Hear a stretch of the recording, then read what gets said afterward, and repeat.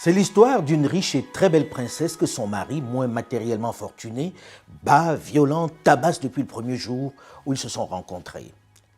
Il a tellement battu qu'elle ne sait même plus à quel moment a commencé cette relation qui lui a été imposée. Il ne se contente pas de la bastonner. Il l'humilie en toutes circonstances. Il ne lui reconnaît même pas une quelconque humanité. Pour lui, elle n'est pas dotée d'intelligence. C'est une cruche. Et pendant qu'il la malmène, qu'il la réduit à sa plus simple expression, pendant qu'il la traite comme un objet, moins qu'un animal, comme une guenon, il lui arrache dans le même temps, sans vergogne, sans scrupule, tous les biens précieux que ses parents lui ont donnés. L'essentiel de son immense fortune, tout son héritage. Il s'est accaparé l'essentiel de ses biens en lui faisant croire qu'il s'en occupe dans son intérêt et qu'elle n'a pas vraiment les capacités intellectuelles pour s'en charger seule.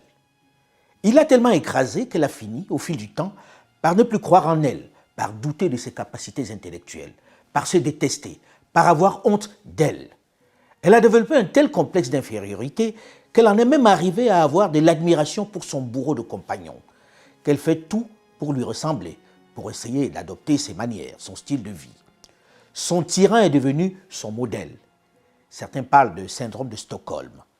Et puis un jour, un voisin, puis deux, puis trois, puis quatre, qui ne sont pas restés totalement insensibles au charme de la dame, qui malgré les coups est restée séduisante, des voisins qui eux aussi lorgnent sur les immenses richesses de la belle princesse, lui font des avances, lui font du charme auquel elle n'est pas totalement insensible, puisque pour la première fois, on lui parle avec un zeste de respect, sans insulte, avec des mots plus doux, avec moins de condescendance. On lui dit qu'elle est belle, qu'elle a du charme.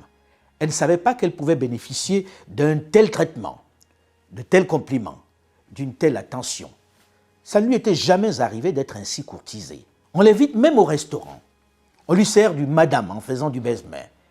Les dragueurs sortent le grand jeu en somme, même le chéquier. Elle tend l'oreille à ses courtisans, accepte l'invitation tout en n'étant pas naïve. Elle sait que tous ces charmeurs lorgnent sur sa fortune. Mais c'est mieux que ce tortionnaire qui depuis longtemps bénéficie de ses largesses en la martyrisant. D'un coup, le vieux compagnon qui découvre que sa partenaire est courtisée par d'autres et qu'elle n'est pas insensible à leur démarche, s'emporte, menace, la met en garde. Il lui fait savoir qu'elle n'a pas intérêt à se mettre avec l'un d'entre eux.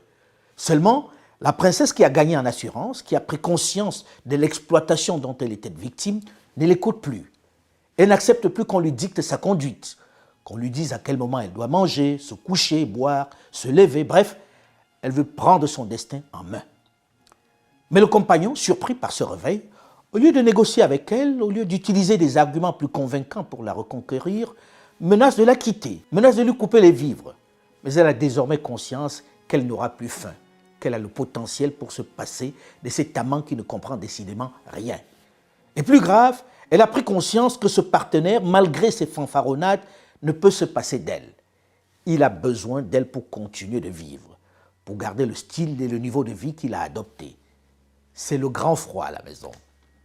Et les courtisans qui ont bien compris ce qui se passe dans la chambre redoublent d'intensité pour la séduire. Au lieu de faire des excuses et de négocier sa place dans le lit de la princesse, de lui demander de lui accorder encore une petite place, une autre chance, ils s'acharnent à dénigrer les dragueurs, notamment les plus charmants, les plus entreprenants. Il la met en garde contre lui fait comprendre qu'il va être plus féroce et plus violent que lui, que c'est une brute épaisse, sans manières et sans cœur, qu'avec lui, elle va connaître l'enfer, qu'elle doit urgemment s'en éloigner. Il menace même dans un premier temps de quitter la maison avant de se raviver, puisqu'il se rend compte que sa belle princesse est très disposée à le laisser partir. Même pas peur. Alors il prend le parti de rester pour dénigrer ses concurrents. Une stratégie qui fait beaucoup rire sa partenaire, qui maintenant n'est plus prête à un quelconque mariage exclusif. Pour elle, c'est désormais l'union libre. Elle traite avec le mieux-disant. Fini les bonimenteurs. Cette histoire, elle ne vous dit rien? Elle ne vous parle pas? Je sais que vous l'avez très vite compris qu'il s'agit de l'histoire de l'Afrique, notamment de la zone francophone avec la France. Une France qui patauge, qui a du mal avec le changement de paradigme. Après la longue et douloureuse traite négrière et son lot de violence et d'humiliation, après la colonisation et son lot d'aliénation mentale, d'humiliation, de pillage, de vol, de contrats léonins, de mépris, Paris semble avoir loupé le coche du changement. Elle semble surprise par le réveil d'une jeunesse qui a radicalement rompu avec la docilité et la collaboration de leurs parents. Elle n'a manifestement pas vu venir le changement et elle a du mal, beaucoup de mal, à amorcer le virage alors qu'elle avait pourtant toutes les armes pour rester en selle, pour au moins sauver les meubles. La Russie a commencé, au fond, un nouveau type de guerre mondiale hybride. La Russie est l'une des dernières puissances impériales coloniales. Elle décide d'envahir un pays voisin pour y défendre ses intérêts. C'est ça la réalité. Quand vous les voyez poindre leur tête chez vous, n'y voyez pas autre chose, même s'ils vous tiennent le discours inverse. Je constate que la Russie, à travers le monde, est l'un des pays qui, avec le plus de force, utilise des instruments de propagande, usant d'ailleurs de nos règles démocratiques, en faisant croire que ce sont des confrères à vous, développant des chaînes de télévision. Mais Russia Today, Sputnik ne sont pas des chaînes de télévision avec des journalistes libres qui parlent d'une information libre et ouverte. Ce sont des gens qui divulguent une propagande au service d'un régime qui les paye. Ils utilisent cela pour mener leur guerre, diviser les opinions publiques et pousser leur avantage. Vous voyez que je n'exagère pas en disant que Paris a perdu pied, qu'elle n'a pas compris qu'il faut changer de discours et qu'il faut en finir avec cette attitude infantilisante, avec cette propension à donner des leçons. C'est triste de voir à quel point même un jeune président, visiblement désireux de garder la main, de sauver la relation, a du mal à trouver les mots, la stratégie pour rester connecté avec la jeunesse africaine. L'Afrique n'a plus besoin de parrains, des tuteurs qui lui disent ce qu'elle doit faire, avec qui elle doit traiter, comment elle doit s'organiser, qui sont ses amis ou ses ennemis. C'est justement ce qu'elle refuse. Elle n'est plus sensible à la propagande d'où qu'elle vienne. Elle ne croit pas au Père Noël qui viendrait de Paris, de Londres, de Washington, de Bombay ou de Moscou pour la sauver. Elle ne veut plus entendre parler d'aide, mais de coopération, de partenariat. C'est seulement à ce prix que la compagne pourra partager la couche avec sa princesse. Mais elle ne sera pas seule, c'est certain. L'Afrique a du mal, certes.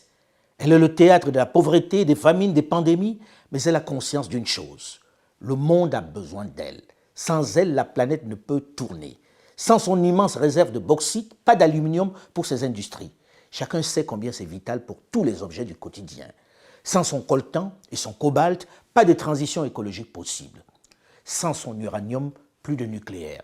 Je ne vais pas faire la liste de tous ceux dont le monde a besoin et qui se trouvent essentiellement sur le continent noir, puisque finalement, et c'est cela le paradoxe, l'Afrique est le seul continent qui n'a pas besoin d'aller chercher des ressources ailleurs pour son développement. Elle a tout sur place pour initier son industrialisation. Oui, elle a peut-être ou certainement besoin de la science et de la technique des autres, mais le reste, elle l'a sur place. Les autres ont toutes besoin de ces richesses. Tenez, je ne résiste pas à la tentation de présenter aux yeux du monde en quoi la mariée est précieuse, en quoi l'Afrique est plutôt une chance unique pour l'avenir du monde. Ce n'est pas un slogan. Il faut arrêter de croire qu'il s'agit de fantasmes de jeunes Africains pour se donner de la contenance. Non. La réalité, les jeunes Africains doivent la connaître pour négocier demain. Ils doivent être confortables. Ce n'est pas eux qui sont en position de faiblesse. Au contraire. Avec une superficie grande comme les États-Unis d'Amérique, la Chine, l'Inde et l'Europe réunis, l'Afrique pèse pour 13% de la population mondiale. Une proportion appelée à doubler en 2050. À elle seule, elle dispose de la moitié des terres arables encore disponibles de la planète. 660 milliards de mètres cubes de réserves d'eau douce. Avec ses 250 millions d'hectares, la seule forêt du bassin du Congo, deuxième poumon du monde, capte davantage de carbone que l'Amazonie. Qui dit mieux? Je vous fais grâce des minéraux et des métaux rares dont regorge son sous-sol. Minéraux indispensables à l'industrie moderne et à la transition énergétique. Le cobalt, le lithium, le nickel et les terres rares. L'Afrique produit 12% du pétrole mondial et exporte déjà vers l'Europe 108 millions de mètres cubes de gaz naturel liquéfié, soit presque autant que les importations européennes de gaz russe avant le déclenchement du conflit avec l'Ukraine, c'est-à-dire 150 millions de mètres cubes. L'Algérie à elle seule fournit 11% des volumes consommés dans l'Union européenne et devrait voir cette part augmenter à la faveur des nouveaux accords conclus avec l'Italie et la France. Le continent recèle d'immenses réserves encore inexploitées. 125 milliards de barils de pétrole brut, mais surtout près de 13 milliards de mètres cubes de gaz naturel. Le tiers des découvertes mondiales d'hydrocarbures réalisées au cours de la décennie passée l'ont été en Afrique. Et d'immenses projets gaziers vont entrer en service en 2023. au large de la Mauritanie et du Sénégal, dans le golfe de Guinée et dans le canal du Mozambique. L'Afrique verra sa production de gaz tripler d'ici 2035, selon Rystad Energy. Rien qu'en nous arrêtant à ce stade de l'inventaire du potentiel africain, de ses richesses, on mesure son poids central dans le devenir du monde. La jeunesse africaine en a pris conscience. L'Afrique devient ainsi le maître du jeu. N'en déplaise à ceux qui pensent continuer de lui donner des leçons, à ceux qui prétendent l'aider alors qu'ils essaient de garder la main sur elle. Une chose est certaine, l'Afrique de papa, c'est fini. Elle ne sera jamais plus la même. Si l'Occident en général et certaines autres puissances comme la Chine, la Turquie continuent d'y attiser, d'y alimenter les conflits, elles seront rapidement boutées dehors. Le complexe du sorcier blanc est terminé. Et les jeunes aux affaires sont plus déterminés que jamais. L'attitude des autorités maliennes, burkinabées, guinéennes, entre autres, traduit cette révolution des mentalités et elle a fait tache d'huile. Aux autres de comprendre le message. Je vois de plus en plus certaines autorités européennes envisager cette option en se rapprochant très discrètement et timidement des autorités maliennes, burkinabées ou guinéennes.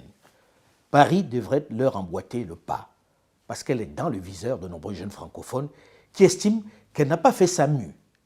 Elle a du mal à mesurer l'ampleur du changement des mentalités. Le monde a changé, je l'évoquais, et notre pays est souvent attaqué. Et il est attaqué dans les opinions publiques, par les réseaux sociaux et des manipulations. Le continent africain en est le meilleur laboratoire. Alors, par tout ce que je viens de dire, je veux qu'on sape en quelque sorte les sous-jacents.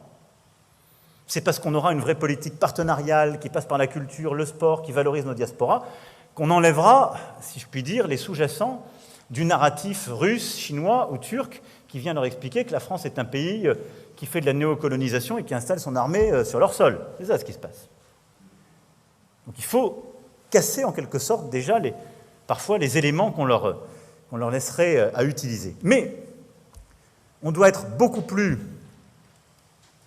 agressif, mobilisé sur ce sujet. Et je pense que collectivement, nous devons être beaucoup plus réactifs, beaucoup plus mobilisés sur les réseaux sociaux, travailler avec des alliés, des partenaires de la France dans les opinions publiques, pas simplement pour contrecarrer, évidemment, ces fausses informations, mais pour pouvoir les stopper de manière très claire au plus vite et porter la valorisation de nos propres actions. Et à cet égard, nous devons beaucoup mieux utiliser le réseau France Média Monde, qui est absolument clé, qui doit être une force pour nous. Erreur. Il ne s'agit pas de contrecarrer la propagande russe ou chinoise ou turque ou arabe en utilisant ses propres médias. Ça serait les condamner à une mort certaine. Déjà qu'ils font l'objet d'un violent rejet de la jeunesse qui ne les lit ou ne les écoute quasiment plus, qui désormais les verra clairement comme des instruments de propagande, puisque c'est dit. Il est loin le temps où ils influençaient les opinions africaines. Les grands titres qui scellaient le sort des régimes en Afrique juste en publiant un article ou une enquête ne traversent quasiment plus le périphérique parisien. On ne leur accorde qu'un intérêt minimum, et encore, dans une vieille classe intellectuelle plus près de la sortie que de l'entrée. Au lieu de dénoncer et d'inciter les diplomates à utiliser les médias français pour contrecarrer la propagande russe, Paris ferait mieux de tendre l'oreille à cette jeunesse pour écouter ce qu'elle souhaite. Elle ferait mieux d'amener ses banques, ses industriels, ses institutions à descendre de leur piédestal pour créer de vrais partenariats gagnant-gagnant. Nous sommes convaincus aujourd'hui que les pays africains, ou l'Afrique en général, ne veut plus s'aligner sur les grandes puissances, quelles qu'elles soient. Le rôle assigné à l'Afrique en ce XXIe siècle est évocateur de l'image qu'ont encore certaines puissances de notre continent, uniquement leur zone d'influence. Pour de nombreuses puissances, le continent africain n'a pas de rôle à jouer en tant qu'acteur majeur au sens kantien du terme sur la scène internationale. Elles pensent habiter le même monde alors que le monde a profondément changé.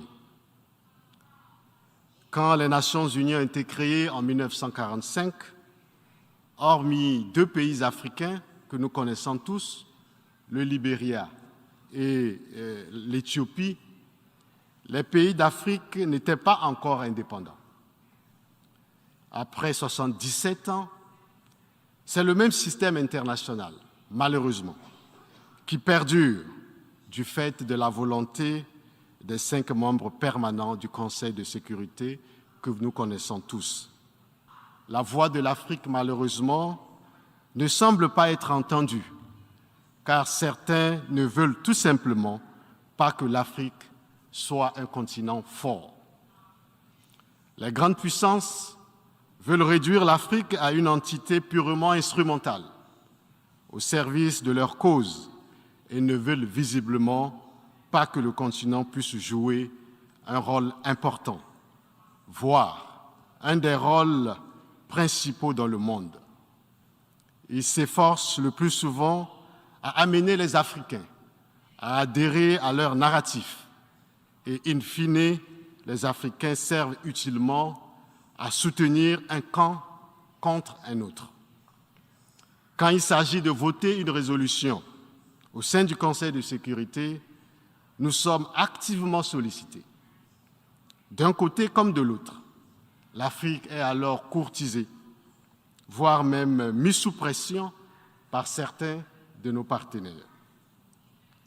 Ces états d'esprit, nous pensons aujourd'hui, et agissements qui relèvent d'une autre époque, s'expriment dans un contexte historique où l'Afrique a pris conscience de sa responsabilité propre et parle de plus en plus d'une seule et même voix. Les règles ont changé depuis que la jeunesse africaine a pris conscience de son importance, de sa richesse, du fait que les autres ont besoin d'elle si elles veulent continuer d'exister, si elles veulent juste éviter de disparaître. Elle a conscience qu'elle est la solution et non le problème comme on le lui avait fait croire pendant des siècles. Elle souffre encore de certains de ses dirigeants formatés, souvent téléguidés, instrumentalisés par les autres. Mais ils sont en fin de course, ceux-là. Et beaucoup d'ailleurs, mais de plus en plus nombreux, dénoncent moins discrètement le type de rapport inégal, injuste qu'imposent les nations occidentales à l'Afrique. Ils sont eux aussi de plus en plus critiques. Il en va de leur survie. C'est l'heure du changement. Je comprends que les États ont des agendas chargés, mais si en Europe, les gens ne trouvent pas le moyen pour 1 heure de trajet ou 2 heures de venir, parce qu'il s'agit du financement de l'adaptation, ça peut nous pousser à nous poser des questions. Pourquoi nous, on ne va pas utiliser nos énergies fossiles pour notre développement? Ça fait 1 siècle et demi, les autres ont fait pareil. Ils continuent d'ailleurs à le faire. Il y a encore du charbon en Europe, aux États-Unis, en Chine. Il y a du pétrole, donc on ne peut pas nous donner des leçons sur ça. C'est clair que nous allons... J'espère qu'on ne va pas y arriver parce que ce n'est pas dans l'intérêt de l'humanité, ce n'est pas dans l'intérêt de notre planète Terre. Aux autres, aux nations riches, aux grandes puissances, de savoir parler à la belle et riche princesse pour bénéficier de ses faveurs. Elle n'est pas fermée, mais elle ne supporte plus la violence, l'arrogance et le mépris. Elle sera plus ouverte à celui qui saura lui apporter ce dont elle a besoin, qui saura se faire humble, moins prétentieuse et plus concrète. Et lorsqu'on a un passif aussi lourd que l'Occident, notamment les anciennes puissances colonisatrices, on doit redoubler d'efforts, on doit être plus humble, adopter un profil moins pédant si l'on veut espérer un dialogue constructif. L'Afrique, c'est l'avenir, et ses enfants en ont désormais conscience. Seulement, il ne suffit pas d'en avoir conscience. Il devient urgent de s'unir, de s'organiser, mais également de fabriquer des champions continentaux. Le respect viendra de la qualité des cadres, des hommes d'affaires africains qui doivent prendre le relais des structures étatiques moribondes qui ont entretenu cette image détestable. Le Nigeria, grâce à l'ancien président Olusegun Obasanjo, a montré que c'est possible en favorisant l'éclosion des champions locaux qui sont en train de devenir des champions continentaux. Qui aurait pu imaginer un Aliko Dangote devenu le roi du ciment dans la sous-région? Un secteur trusté pendant des décennies par des firmes occidentales. Aujourd'hui, le pays compte des champions, même dans le domaine des banques, comme Tony Elumelu de UBA, Aladji Rabiou, Jim Ovia avec Zenith Bank, Pascal Dozie avec Diamond Bank. Ce n'est pas tout. Même dans le domaine du pétrole, ils sont présents comme Femi Odetola, Mike Adenuga, qui brille dans le secteur des télécoms avec Globacom. La liste de ces champions est longue et les Nigérians tiennent mieux leur économie. Il faut faire avec eux. Ce qui n'est pas le cas, mais vraiment pas le cas dans la zone francophone où les entrepreneurs sont plutôt persécutés, broyés par leur administration, où toute tête qui dépasse est coupée par le politique qui voit en eux des potentiels concurrents. Ce qui arrange les firmes internationales qui jouent sur le fait qu'elles ne participeront pas aux jeux politiques. Un vrai débat qu'il faut urgemment solder si l'on veut vraiment développer nos pays. L'État doit plutôt encourager l'éclosion des champions nationaux. Avec une jeunesse désormais aguerrie, bien formée, décomplexée, il faut donner un cadre pour leur éclosion. C'est avec eux que les hommes d'affaires et les firmes internationales doivent traiter. À nos États de les rendre plus forts, plus liquides, d'en finir avec ce rapport conflictuel, complexé avec l'argent. On aimerait tous en avoir, mais on déteste ceux qui en ont. Un mal très francophone dont on doit se débarrasser. Nous avons besoin de milliardaires plus forts et plus fiables face aux autres. Ils doivent susciter de l'envie. Ils doivent pouvoir discuter au moins d'égal à égal avec les autres. C'est urgent. À très vite pour la suite. Mais en attendant, je serai heureux si vous likiez cette chronique. Et si vous vous abonnez à la chaîne Alain Foka officiel, j'apprécierai encore plus. C'est un encouragement et le salaire de cet engagement pour notre continent. Cela me fait vraiment plaisir, votre soutien. Je voudrais vous remercier pour votre fidélité à ma chaîne YouTube qui compte de plus en plus d'abonnés, mais également pour mes autres plateformes digitales où vous êtes de plus en plus nombreux malgré les faux comptes qui continuent de se multiplier. Cette fois-ci, c'est une proposition ingénieuse d'une membre de notre équipe, Ornella. Je vous invite désormais, pour éviter de continuer de subir les assauts de cybercriminels qui usurpent mon identité à d'autres fins, de scanner ce QR code qui vous conduit directement à tous mes comptes LinkedIn, Facebook, TikTok, Instagram et Twitter. En le scannant, vous êtes cette fois-ci certain d'être sur les bons comptes. Celui qui vous propose le narratif africain, sans complaisance mais sans condescendance. À très vite.